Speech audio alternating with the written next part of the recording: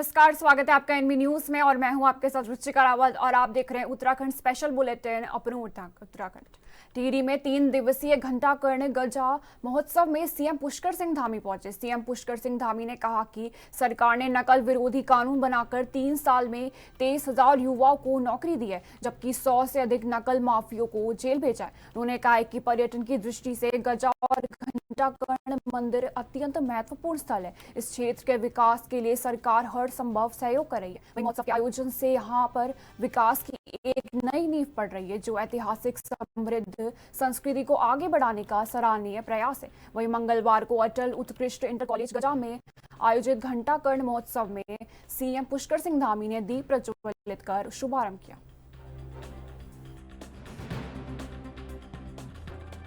भाइयों बहनों, हमारे प्रधानमंत्री श्री नरेंद्र मोदी जी के नेतृत्व में 2047 यानी कि 2047 भारत को विकसित भारत बनाने का संकल्प हमारे प्रधानमंत्री मोदी जी के नेतृत्व में लिया गया है। जब भारत विकसित बनेगा, भारत तभी विकसित बनेगा जब उत्तराखंड विकसित बनेगा। उत्तराखंड तभी विकसित बनेगा जब हमारा ये जनपद टिहरी विकसित बनेगा। टिहरी जनपद तभी विकसित टिहरी बनेगा जब हमारा ये गजा क्षेत्र विकसित होगा। और ये गजा क्षेत्र तभी विकसित होगा जब हमारा एक एक गांव, एक एक पंचायत विकसित होगी। हम सबके सामने हमारे प्रधानमंत्री मोदी जी ने एक लक्ष्य रखा है, एक टारगेट हम लोगों के लिए सेट किया है कि हमको 2047 में कैसे रूप में आना है। और ये लक्ष्य हम सबके लिए है, किसी एक व्यक्ति का लक्ष्य नहीं है कि प्रधानमंत्री जी ने कह दिया कि विकसित भारत बनेगा तो केवल उनका लक्ष्य है। ये लक्ष्य 140 करोड़ भारतवासियों का है भाइयों। और जब मैं कहता हूं कि उत्तराखंड हमारा देश का श्रेष्ठ राज्य बनेगा और ये हमारा विकल्प रही संकल्प है कि उत्तराखंड हिंदुस्तान का सबसे अच्छा राज्य बनेगा, नंबर 1 का राज्य बनेगा, तो ये अकेले मेरा संकल्प नहीं है, ये उत्तराखंड के हमारे 1 करोड़। वही धामी सरकार प्रदेश में बनने वाले खेल विश्वविद्यालय को देश का सर्वश्रेष्ठ मॉडल बनाने की तैयारी करेगी।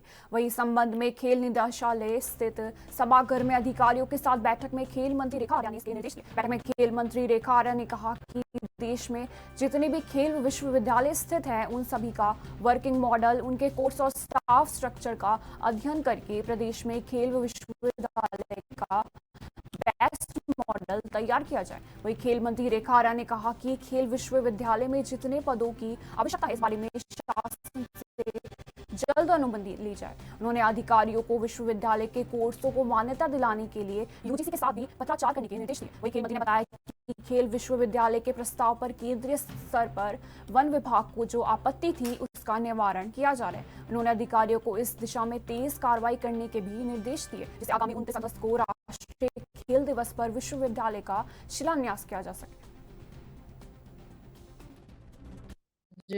खेल विभाग की समीक्षा की गई है, जिसमें हमारे द्वारा एक लक्ष्य दिया गया है कि 29 अगस्त जिस दिन हमारा राष्ट्रीय खेल दिवस होगा, उस दिन हम लोग अपने खेल विश्वविद्यालय जो कि गोलापार में स्थापित होने जा रहा है, जिसकी माननीय मुख्यमंत्री जी के द्वारा घोषणा भी की गई है। उसमें भूमि हस्तांतरण से लेकर उसके उसका जो पूरा स्ट्रक्चर है वो किस प्रकार से हम लोगों ने तैयार करना है, उसकी आज समीक्षा की गई है कि उस प्रोग्रेस में हम लोग कहाँ तक आगे बढ़े हैं। तो निश्चित रूप से खेल विश्वविद्यालय की भूमि हस्तांतरण की प्रक्रिया कुछ बड़ी है, जिसमें सीए लैंड के लिए जो पूर्व में जो भूमि चिन्हित थी, जिसको लेकर भारत सरकार के मंत्रालय द्वारा आपत्ति लगाई गई थी और आपत्ति लगाए जाने के बाद में पुनः परीक्षण किया गया। तो आज जो है वो दूसरी जगह पर, जहाँ पे मालधन चौड़ है, वहां पर भूमि देखी गई है, जिसको कि सीए लैंड के रूप में चिन्हित किया गया है। निश्चित रूप से वह भी एक परीक्षण के दौर में है, प्रक्रिया के दौर में है, तो उसमें भी प्रगति आई है, जिसको लेकर विभाग के अधिकारियों को निर्देशित करा है कि फॉरेस्ट विभाग से तालमेल बनाते हुए उसमें तेज गति लेकर आए। वहीं मुख्यमंत्री पुष्कर सिंह धामी ने बुधवार को देहरादून के पवेलियन ग्राउंड में आयोजित अहिल्या स्मृति मैराथन में भाग लिया। वहीं उन्होंने मैराथन को हरी झंडी दिखाकर रवाना किया और युवाओं के साथ दौड़कर उत्साहवर्धन किया। इस अवसर पर उन्होंने कहा कि ऐसी योजना समाज में जागरूकता और एकता लाने के साथ साथ स्वस्थ समाज के निर्माण में सहायक है। वहीं कार्यक्रम में भाजपा प्रदेश अध्यक्ष महेंद्र भट्ट, महामंत्री अजय कुमार, मेयर सौरभ थपलियाल, विधायक भरत चौधरी और भाजपा युवा मोर्चा के महानगर अध्यक्ष देवेंद्र सिंह बिष्ट सहित अन्य गणमान्य व्यक्ति उपस्थित थे।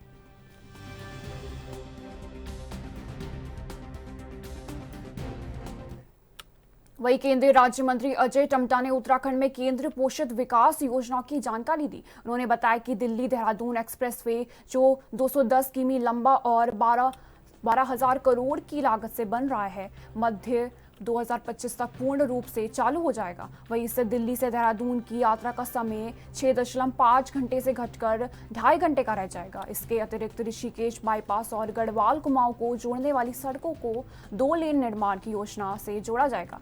इन पहलों से राज्य की सड़क और परिवहन अवसंरचना में महत्वपूर्ण सुधार होगा।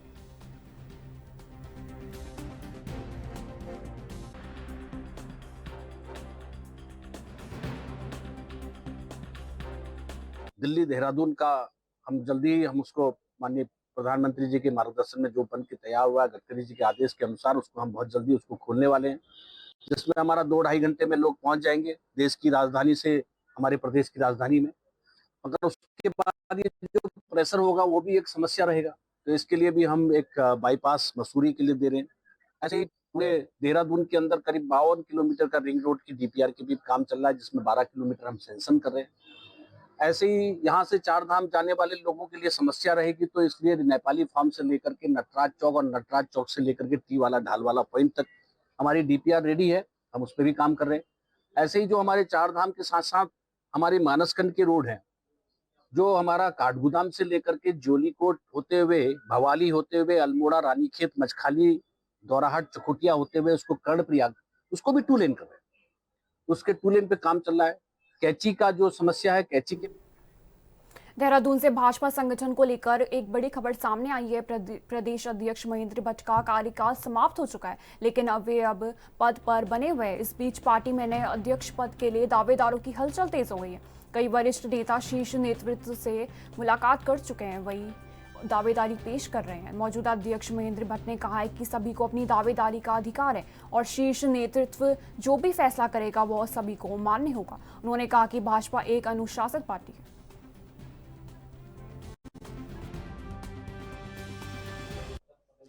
देखिए, बीजेपी दावा नहीं करती, बीजेपी की घोषणा करनी तो अभी मेरा कार्यकाल जुलाई तक है, जल्दबाजी कोई दूर नहीं है। केंद्र नेतृत्व जब भी चाहेगा प्रदेश की घोषणा करेगा, उसके लिए चुनाव की तिथि घोषित करेंगे और जब चुनाव की तिथि घोषित होगी तो नामांकन होंगे, सहमति होगी, उसका निर्णय होगा, निर्णय सबके सम्मुख होगा।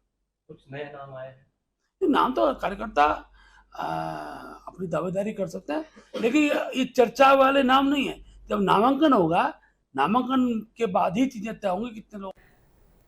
वही विगत दिनों कांग्रेस के वरिष्ठ नेता और पूर्व मुख्यमंत्री हरीश रावत के आगामी चुनाव न लड़ने के ऐलान को लेकर प्रदेश की सियासत फिर गर्मा गई है। इस पर अब भारतीय जनता पार्टी के प्रदेश अध्यक्ष भी सवाल उठा रहे हैं। उनका मानना है कि यह हरीश रावत का और उनके समर्थकों का एक प्रायोजित कार्यक्रम है, ताकि उनके धड़े के जो कार्यकर्ता हैं वो हरीश रावत को चुनाव लड़ने के लिए प्रेरित करे और पार्टी भी उनके टिकट को लेकर संजीदा हो जाए। साथ ही उन्होंने यह भी सलाह दी कि हरीश रावत काफी वरिष्ठ हो चुके हैं, उम्र भी अधिक हो गई है, ऐसे में उन्हें राजनीति से संन्यास की बात करनी चाहिए, ना कि चुनाव न लड़ने की। अगर उनकी मंशा चुनाव न लड़ने की होती तो वह सीधे राजनीतिक संन्यास की घोषणा कर देते। ऐसे में उनका बयान भी कोई राजनीतिक रणनीति का षड्यंत्र हो सकता है।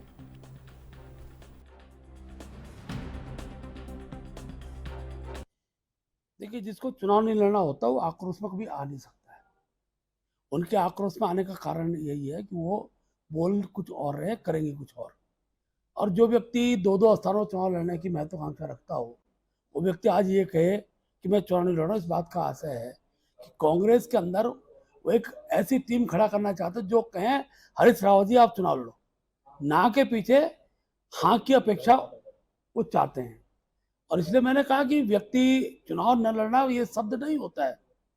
मैं राजनीतिक संन्यास ले रहा हूँ, इस बात को कहने की स्थिति में जब हरीश रावत जी आएंगे तब जनता को विश्वास होगा कि हरीश रावत जी इस बात को कह रहे हैं, उसको धड़ में उतारते कि नहीं उतारते। इसलिए मैंने कहा था कि उनकी उम्र इतनी हो चुकी है, उनकी उम्र का अधिकतर लोग ले चुके हैं। उत्तराखंड राजनीति में उनकी उम्र के लोगों ने राजनीति से दूरी बनाई है।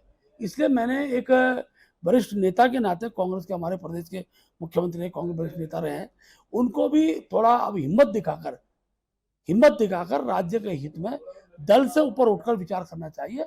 और वो वहीं उत्तराखंड सरकार अब शहीद सैनिकों के परिजनों को 50 लाख रुपए की आर्थिक सहायता देगी। मुख्यमंत्री पुष्कर सिंह धामी ने कारगिल विजय दिवस पर इसकी घोषणा की थी। पहले यह राशि 10 लाख थी, जिसे अब 5 गुना बढ़ाकर 50 लाख कर दिया गया। भाजपा मीडिया प्रभारी मनवीर चौहान ने इस फैसले को सैनिक परिवारों के हित में बताया। उन्होंने कहा कि सरकार जो कहती है उसे जमीन पर भी उतारती है। उत्तराखंड वीरों की भूमि है और सरकार सैनिकों के कल्याण के लिए लगातार काम कर रही है।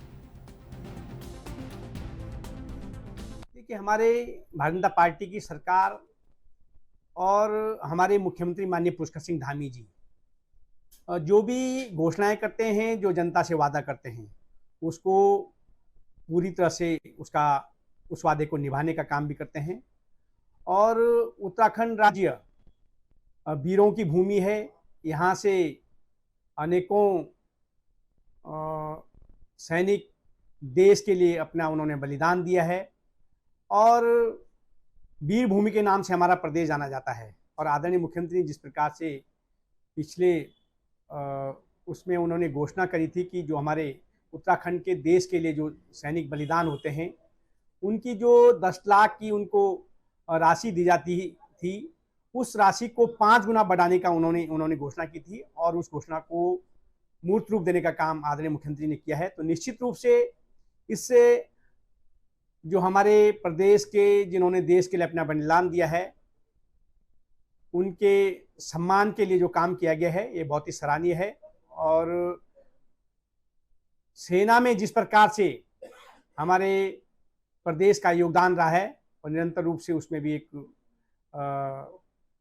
हमारे प्रदेश के जो सैनिक हैं, जो यहाँ के लोग हैं, उनकी सेना में वक्त हो चुका है छोटी सी ब्रेक का, फौरन लौटेंगे।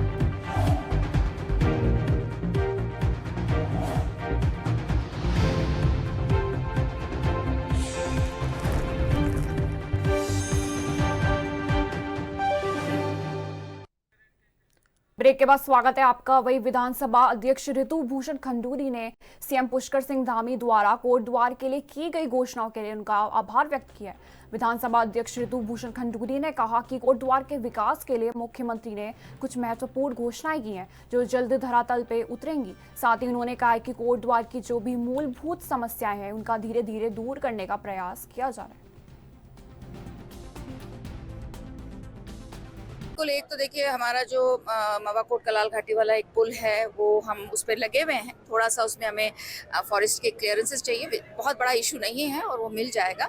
एक वो बहुत इम्पोर्टेंट हमारे लिए होगा। साथ ही साथ हमारे कुछ सुरक्षा दीवार, अभी भी ऐसी कुछ जगहें हैं जहाँ पे सुरक्षा दीवार की आवश्यकता है। सिंचाई विभाग द्वारा जो हम लोगों ने रिक्वेस्ट की थी, वो एस्टिमेट्स बन गए हैं। पेयजल 4 और 26 में तो आप जानते हैं कि एडीबी का बहुत बढ़िया योजना चल रही है, लेकिन इन वार्ड्स के अलावा कुछ ऐसे वार्ड हैं जहां पाइपलाइंस की इशू आ रही है। उसकी भी घोषणा माननीय मुख्यमंत्री जी ने रिगड्डी स्कीम के तहत कर दी है। तो इस तरह से ओवरऑल इंफ्रास्ट्रक्चरल डेवलपमेंट किस तरह से कोटद्वार का हो, उनकी आज उन्होंने यहाँ पर घोषणा की। मैं उनका बहुत बहुत आभार व्यक्त करती हूँ। कुछ लोगों द्वारा सोशल मीडिया पे प्रदेश में विजिलेंस की ओर से अधिकारियों और अफसरों के ऊपर लगातार चल रही कार्रवाई को लेकर कांग्रेस ने सरकार को घेरा है। पार्टी के प्रवक्ता शीशपाल सिंह बिष्ट ने कहा कि जीरो टॉलरेंस वाली सरकार की हकीकत है कि हर विभाग में भ्रष्टाचारी हैं। वहीं विजिलेंस की ओर से गिरफ्तार लोग जल्द छूट जाते हैं। साथ ही उन्होंने गणेश जोशी का उदाहरण देते हुए कहा कि सरकार के मंत्री खुद भ्रष्टाचार में लिप्त हैं, वहीं केवल बातें करने से भ्रष्टाचार नहीं रुकता।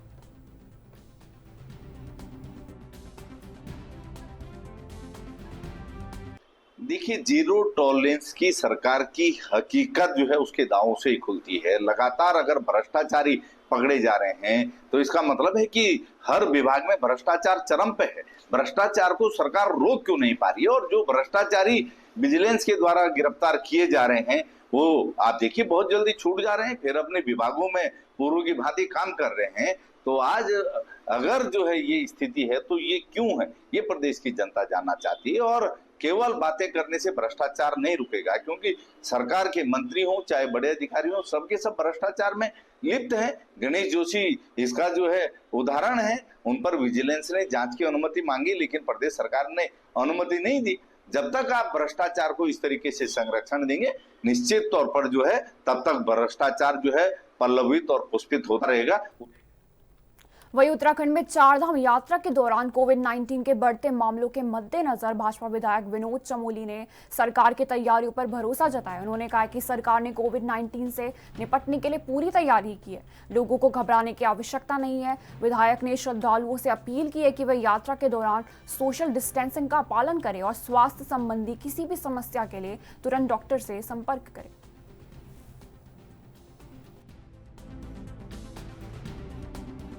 पहले लगा है, इसको लेकर सरकार की क्या कुछ तैयारियां हैं?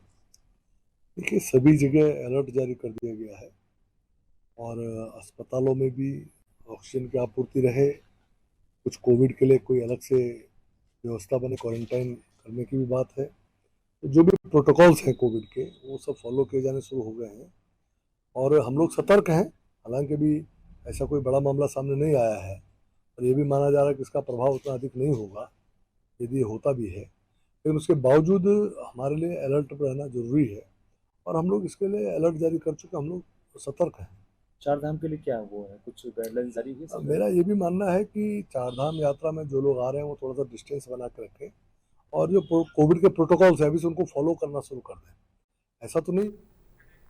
वहीं उत्तराखंड में इस वर्ष मानसून एक सप्ताह पहले आने की संभावना जताई जा रही है। इसको देखते हुए आपदा प्रबंधन सचिव विनोद कुमार सुमन ने सभी संबंधित विभागों को समयबद्ध तरीके से तैयारियां पूरी करने के निर्देश दिए कि सभी उपकरणों की जांच की जाए, जो कार्य नहीं कर रहे हैं उन्हें ठीक किया जाए और आपदा प्रबंधन में लगे कर्मचारियों को पूर्व में प्रशिक्षित किया जाए। वहीं संवेदनशील क्षेत्रों में राशन की व्यवस्था सुनिश्चित की जाए और यात्रियों को ऐसे स्थानों पर रोका जाए जहाँ रहने, खाने और शौचालय की सुविधाएं उपलब्ध हों।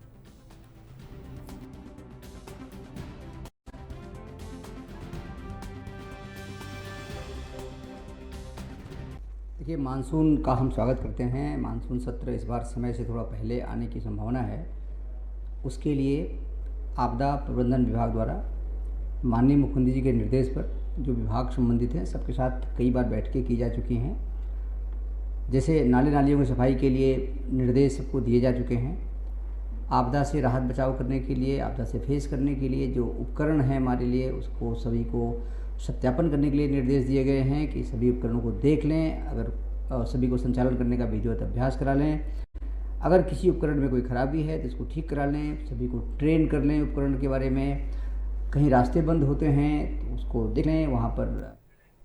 वहीं उत्तराखंड सरकार महिलाओं और बालिकाओं को सशक्त बनाने और रोजगार उपलब्ध कराने के लिए कई योजनाएं चला रही है, जिससे महिलाओं को रोजगार भी मिल रहा है और अन्य लाभ भी मिल रहे हैं। उत्तराखंड शासन में सचिव चंद्रेश कुमार ने जानकारी देते हुए बताया कि बहुत सारी स्कीम महिलाओं के लिए चलाई जा रही। सचिव ने यह भी बताया कि इस समय सेंट्रल गवर्नमेंट और राज्य सरकार को मिलाकर 40 से ज्यादा योजनाएं संचालित है। वहीं 0 से 18 साल की बच्चियों के लिए भी कई योजनाएं चल रही हैं। वहीं 0 से 18 साल की बच्चियों के लिए भी कई योजनाएं जल्दी लागू होंगी।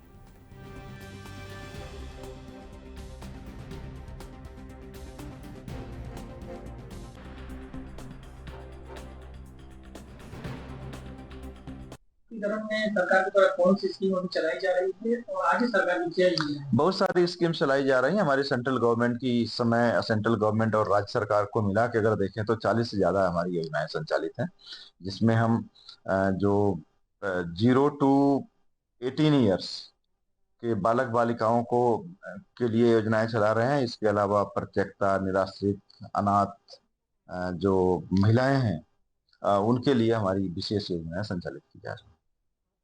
अगर किसी पर्टिकुलर योजना में जानकारी करना चाहें तो उसके बारे में बताएं, अदरवाइज हमारी जो सूचनाएं हैं सारी सूचनाएं हमारी वेबसाइट पे अवेलेबल हैं, वहां से एक्सेस की जा सकती है। वहीं मदनापुर के लिटिल चैम्प स्कूल ने इतिहास रचाए। स्कूल के सभी 20 बच्चों ने सैनिक स्कूल की प्रवेश परीक्षा में शानदार सफलता हासिल की है। इस उपलब्धि पर स्कूल में जश्न का माहौल है। वहीं बच्चों और उनके अभिभावकों को स्कूल की ओर से एक विशेष कार्यक्रम में सम्मानित किया गया। विद्यालय परिवार ने बच्चों को कड़ी मेहनत और अनुशासन को सफलता का आधार बताया। खास बात यह है कि इन 20 में से 4 बच्चों को चयन घोड़ाखाल सैनिक स्कूल भीमताल के लिए भी हुआ है। इसमें से शिवाशीष मेहरा ने ऑल इंडिया में 47वीं रैंक और उत्तराखंड में 6वीं रैंक हासिल की।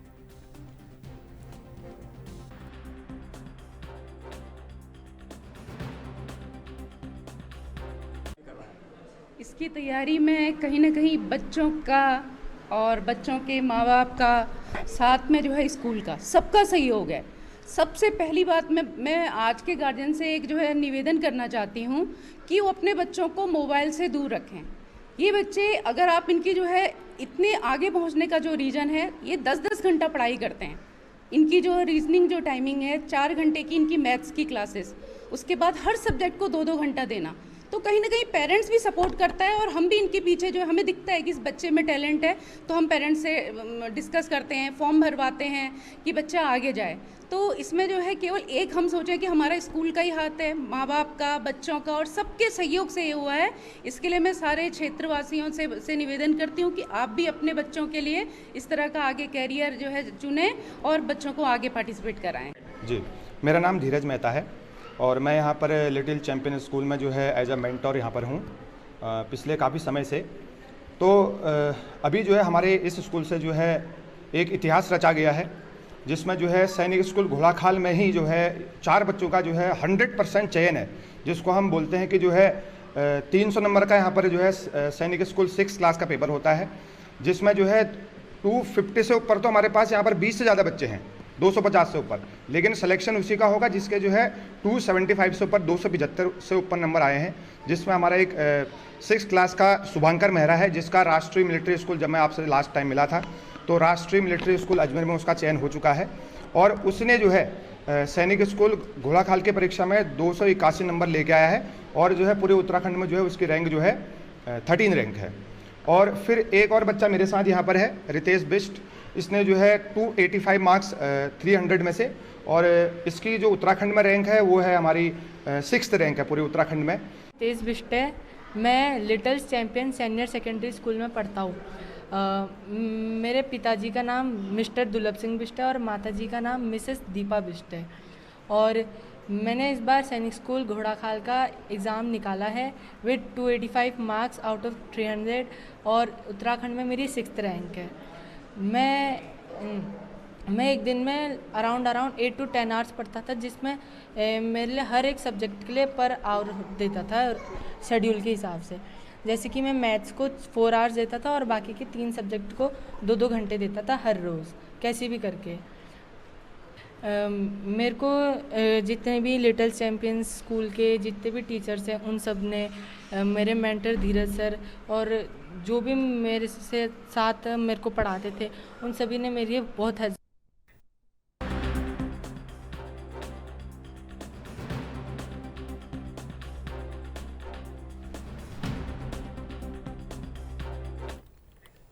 वही लेखपाल संघ के आह्वान पर लेखपालों ने धरना प्रदर्शन कर कार्य बहिष्कार किया है। जिला अध्यक्ष सतपाल बाबू ने बताया कि खतौनी क्षेत्रफल निर्धारण को लेकर राजस्व परिषद द्वारा जारी आदेश को लेखपाल संघ तुगलकी फरमान मानता है। वहीं उन्होंने कहा कि यह कार्य अत्यंत कठिन और समय लेने वाला है, जिसे लेकर पहले सहमति बनी थी कि समयबद्धता में शीतलता बरती जाएगी, लेकिन अब आदेश के विरोध में लेखपालों ने चेतावनी दी कि यदि 3 दिन में आदेश वापस नहीं लिया गया तो वे अनिश्चितकालीन धरने पर बैठेंगे।